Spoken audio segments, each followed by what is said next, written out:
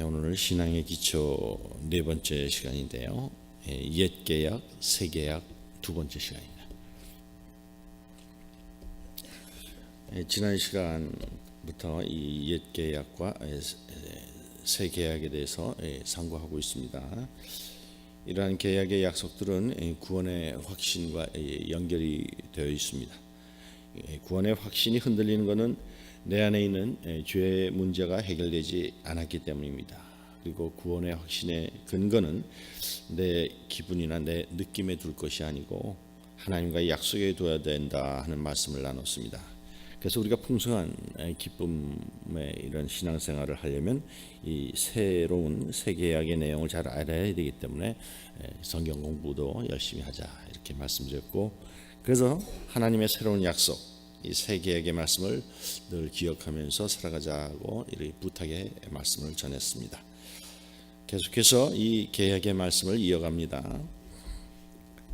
하나님께서 첫 번 계약, 이 구약은 모세를 통해서 계약을 만드셨습니다. 이스라엘 백성은 400년 동안 애굽 밑에서 노예 생활을 하던 민족입니다. 200년 전에 미국에서 생활하던 흑인들을 생각하면 좀 비슷한 그런 상황을 느낄 수가 있죠. 그때 하나님께서 모세라는 지도자를 불러일으키셔서 이스라엘 백성들을 구출해내시고는 지금은 시나이 반도에 있는 시내산에서 하나님께서 이렇게 계약을 맺으셨는데, 이 계약을 옛 언약, 구약이라고 말합니다. 이 계약에 바로 여러분들이 잘 아는 십계명이 포함되어 있죠. 근데 이 구약은 조건부 계약입니다. 사실 우리가 생활 가운데서 접하는 이런 계약들도 보면 다 이 조건부죠. 우리가 집을 살 때도 그렇잖아요. 다운페이를 하고 그다음에 조건이 뭐예요? 그다음에 이제 남은 잔금을 치를 것 같으면 그다음에 집을 양도한다. 이게 계약이잖아요. 이 계약이 조건부이기 때문에 그 계약을 파기할 것 같으면 그 대신 벌질조, 거기 또 페널티가 따르고 그러죠.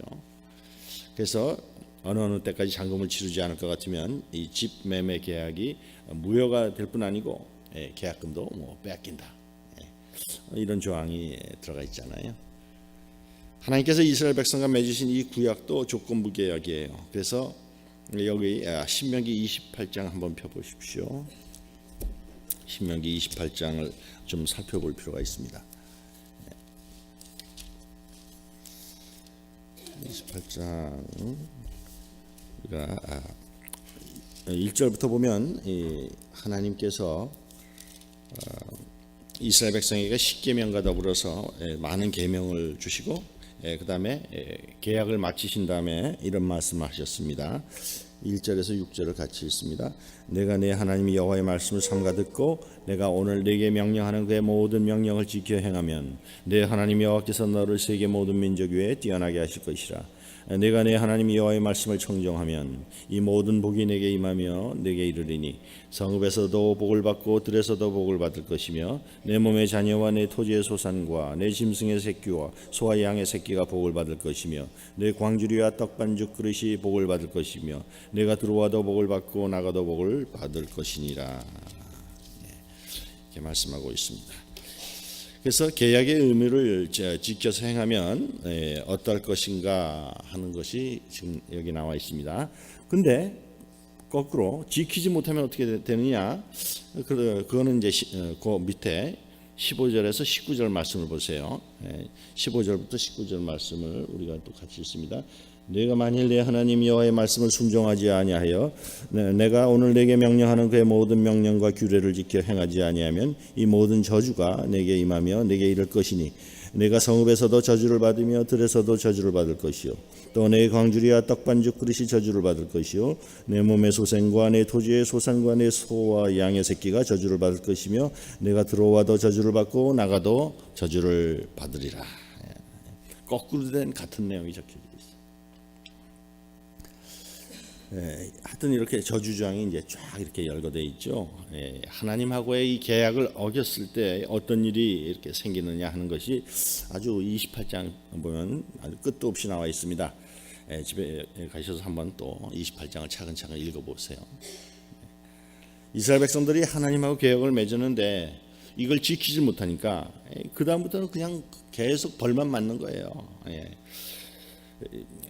이스라엘 백성들은 너무너무 하나님께 너무 얻어맞은 것 같아요. 쥐어 맞았어요. 계약을 맺어놓고 지키지 못하니까. 그래서 결국에는 나라가 망하는 그런 비극까지 겪지 않을 수 없었던 것이죠. 왜 하나님의 십계명이라든가 이런 계약대로 살지를 못하나요? 거기에 두 가지 이유가 있습니다.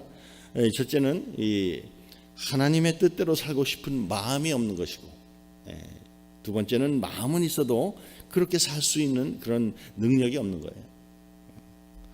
아무리 하나님이 좋은 계명을 주시고 그대로 살면은 다 좋다는 것을 알면서도 하고 싶은 마음이 없고 능력이 없으니까 그게 지켜질 도리가 없는 거예요. 그래서 하나님께서 이제는 안 되겠다. 내가 너희들하고 새로운 계약을 맺겠다. 이 새로운 계약은 내가 옛날에 맺었던 모세를 맺어서 통했던 이 계약하고는 다르다. 그러시면서 이제 예레미야 오늘 읽은 31장 32절 33절에 보면 이 계약이 어떻게 다르다 하는 것을 설명해 주고 있습니다. 32절부터 다시 읽습니다. 이 언약은 내가 그들의 조상의 손을 잡고 애굽 땅에서 인도하여 내던 날에 맺은 것과 같지 아니할 것은 내가 그들의 남편이 되었어도 그들이 내 언약을 깨뜨렸음이라 여호와의 말씀이니라. 이제 그러면서 이제 다른 점이 나오죠. 첫 번째 다른 점이 뭐냐? 이 구약하고 신약하고 다른 점이 뭐냐? 하나님께서 이 새 계약을 맺을 그때는 너희들이 내 뜻대로 살고 싶은 마음을 내가 주겠다. 그게 첫 번째 약속이에요. 33절에 같이 있습니다. 그러나 그날 후에 내가 이스라엘 집과 맺을 언약은 이러하니 곧 내가 나의 법을 그들의 속에 두며 그들의 마음에 기록하여 나는 그들의 하나님이 되고 그들은 내 백성이 될 것이라 여호와의 말씀이니라. 하나님의 뜻과 하나님의 계명이 좋은 것을 알면서도 지키고 싶은 마음과 능력이 없어서 지키질 못하니까 내가 이제는 너희와 새 계약을 맺을 때는 마음에다 새겨주리라. 하나님의 뜻대로 살고 싶은 마음을 심어주고 하나님의 뜻대로 살 수 있는 이 능력을 내가 심어주겠다. 그러면 그게 다 보증되는 거 아니에요? 이걸 약속하셨어요. 첫 번째 약속. 두 번째 이 새로운 새 계약의 다른 점이 무엇이냐? 이 새 계약 밑에서는 누구든지 나를 알 수 있게 해주겠다. 그렇게 말씀하세요. 34절에 보니까 같이 읽습니다. 그들이 다시는 각기 이웃과 형제를 가리켜 이르기를 너는 여호와를 알라 하지 아니하리니 작은 자로부터 큰 자까지 다 나를 알기 때문이라.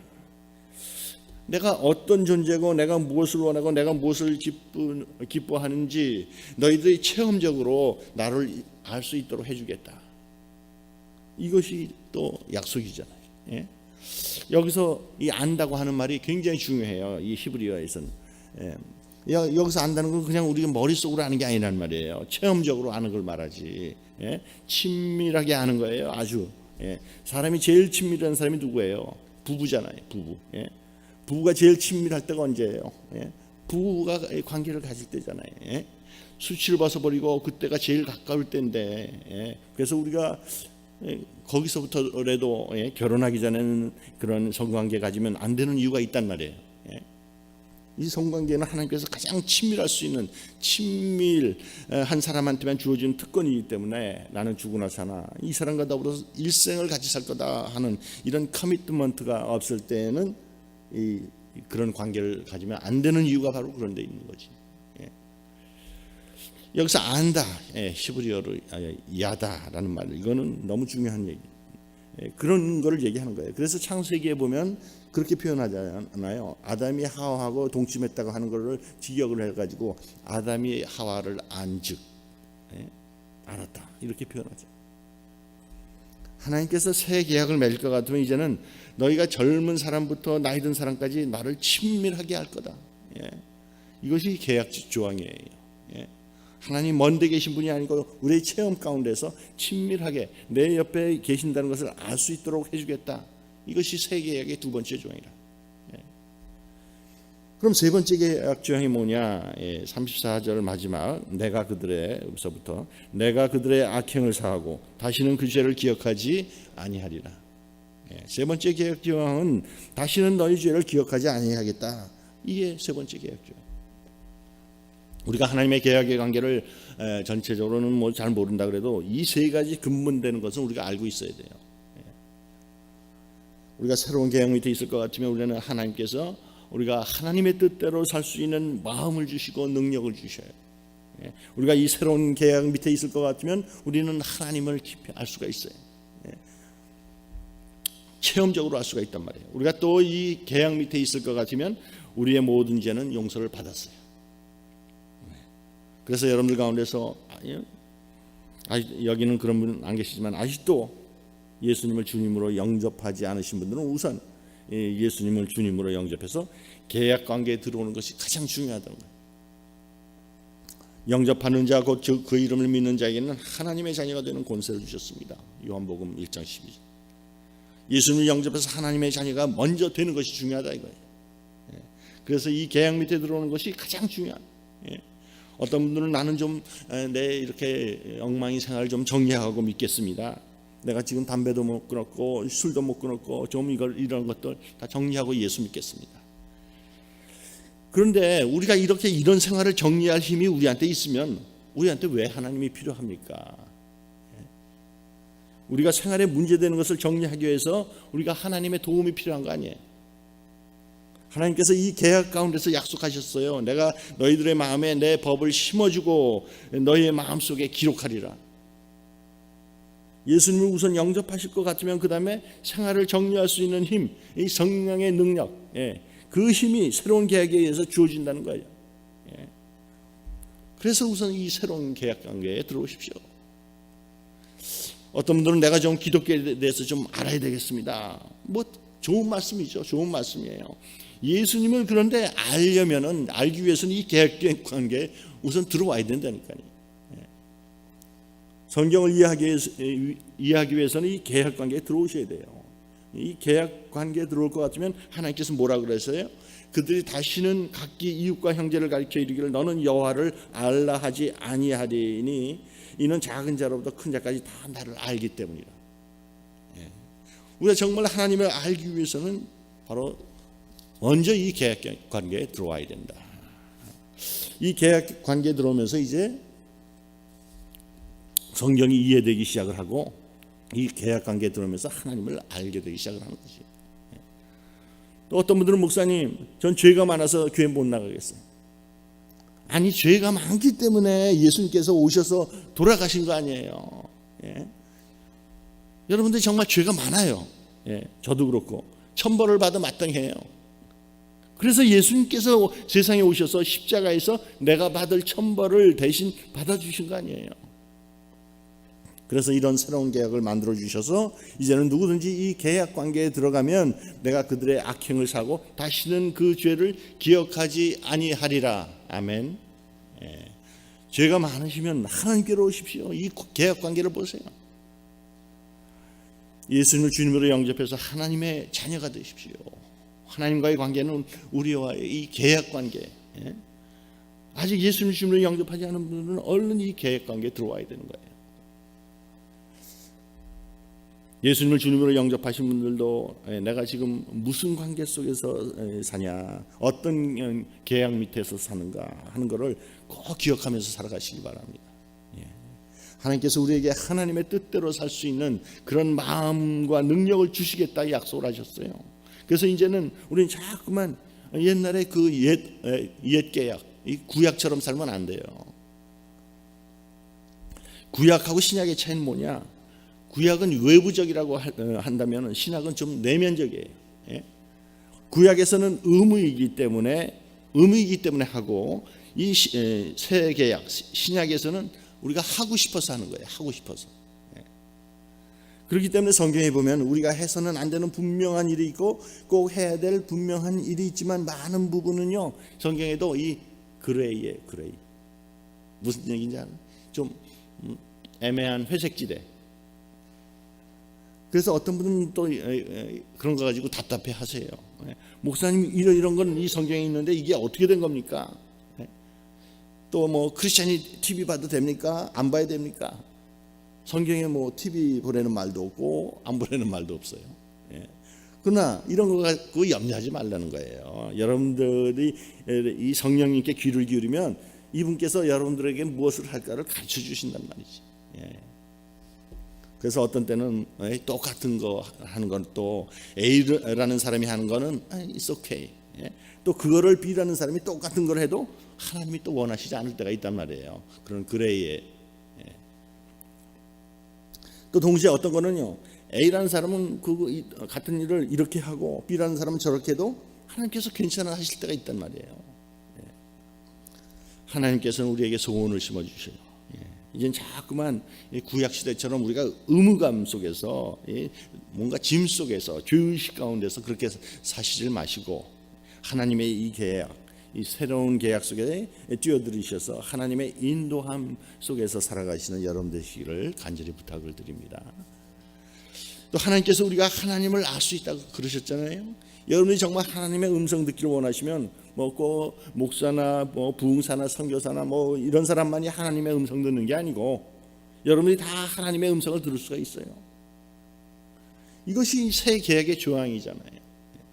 하나님은 멀리 계시는 분이 아니셔요. 여러분들하고 같이 계신 분이시죠. 여러분들이 외로울 때 여러분들 위로해 주시고요. 여러분들이 지혜가 필요할 때 여러분들한테 지혜를 주시고 여러분들이 능력이 필요할 때 능력을 주시는 우리하고 아주 가깝게 계시는 분, 우리가 알 수 있는 분.